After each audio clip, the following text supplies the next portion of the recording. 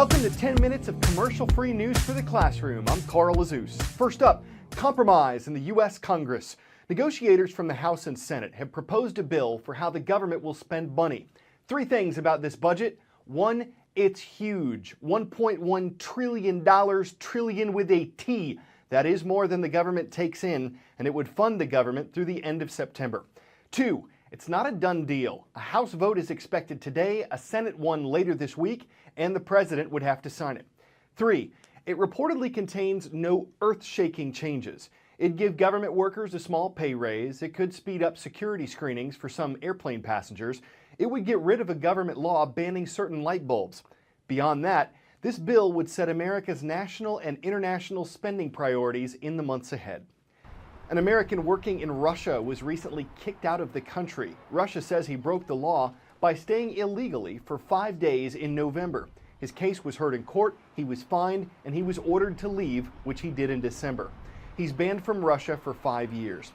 These kinds of expulsions are common, according to the Russian government. The country says more than 500,000 people from other nations have been asked to stay out of Russia for breaking the rules.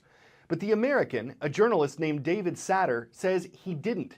He thinks it was because he was critical of the Russian government. The country's constitution does guarantee the freedom of the mass media, and it makes censorship illegal. But when CNN's John Vaz recently interviewed Satter, he said it was probably his speech that got him kicked out.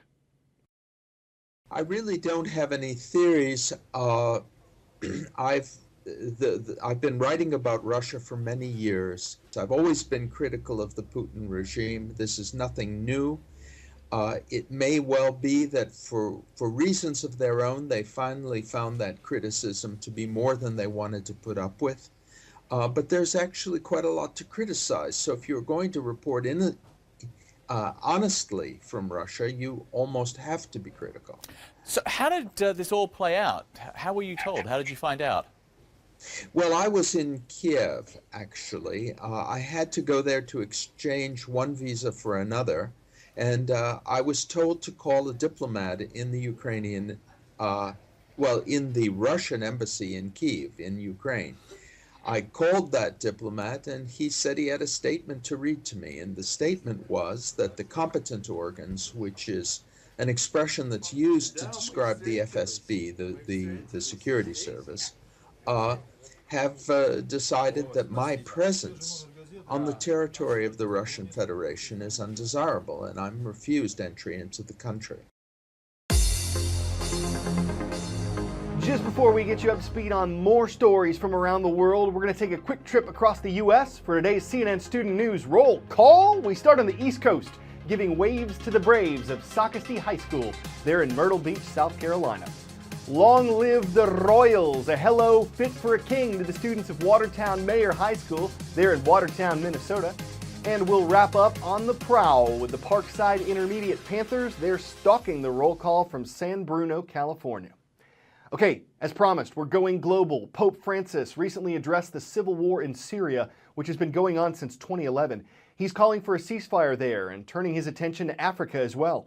Fred Pleitgen covers that story, while CNN reporters from Asia to South America get you up to speed on news drawing worldwide attention.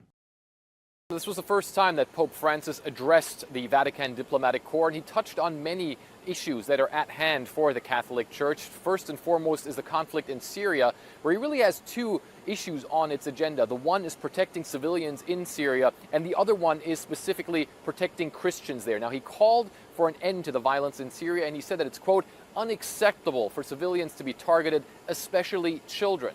Some of the other issues that were also on the Pope's agenda is the situation in many African countries, and he also said that the world needs to come together to end things like human trafficking and exploitation. The World Cup is being played in 12 different stadiums across the country. Some 3.6 million fans are expected. You can imagine what that's doing to airline prices. They're simply skyrocketing. Well, now the government has threatened to allow foreign airlines to come in and operate domestic flights. Now, it's not clear if that's even feasible, but it has pushed domestic airlines to start offering a lot more flights and bring down those prices themselves. Thousands of people have turned out to protest against the current government.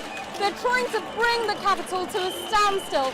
blocking 7 major interchanges around the city of Bangkok. Now, they want to see the current government ousted. They say they're corrupt and they've had enough of them. The government's responded by calling an election on February 2nd, but that hasn't satisfied people here. They want to see political reform. Remember those terrifying scenes in James Cameron's Titanic of the ship sinking? Well, soon you could be reliving that in China. An obscure company has announced plans to build a theme park where they will build a Titanic replica with US designers so you can relive the sinking experience. At $165 million, it might seem an idea that will sink, but this film is extremely popular in China, so perhaps it's worth floating. Time for the shout out. In football, who is referred to as the 12th man? If you think you know it, shout it out. Is it the referees, fans, coach, or kicker? You've got 3 seconds. Go. There are 11 players on the field. The 12th man is the collective term for the fans cheering them on. That's your answer, and that's your shout out. What difference can the 12th man make? Ask Seattle Seahawks fans. They've recently caused small earthquakes with their cheering. It inspires the home team. It complicates things for the visiting one. It's harder to call and hear plays with the 12th man making serious noise. But the way some teams are releasing playoff tickets has opposing teams' fans calling for a penalty. For football fans searching for face value tickets for this weekend's NFL playoff games, the hunt is complicated not by cash, but by zip codes. The Seattle Seahawks set geographic limits on who can buy tickets to their games, restricting sales to only the Pacific Northwest.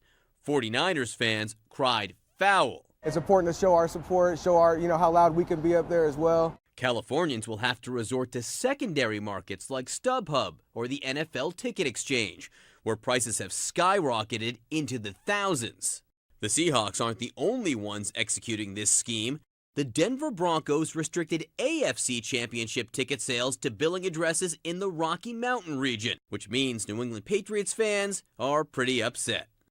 I don't think it should be allowed, but whatever advantage they can do, they would. Restricting ticket sales to locals could protect the team's 12th man, of course a reference to the fans, whose big noise rattles the stadium and could rattle the opponent. The Seahawks say the restriction has nothing to do with overzealous fans.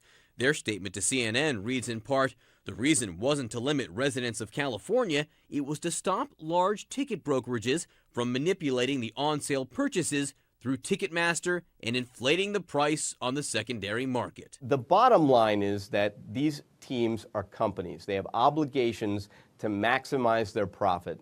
So whatever went into their decision, it must benefit them in some way. A Brooklyn high school teacher wanted to better relate to his students, so he broke out his dancing shoes, or whatever shoes he wore to class.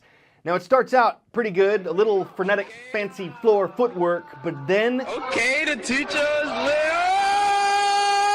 2 words, wind and mill. Okay, that's one compound word, I guess, but the compound get down, captured on camera and posted on YouTube, won over the whole cafeteria and won the day. That'll ensure he gets a perfect attendance. For Dancing Teacher of the Year, the guy's a shoo-in. Students obviously loved the break and the unique spin on a teachable moment. We're going to put on our CNN student shoes again tomorrow and hope you step up for the show. I'm Carl Azus.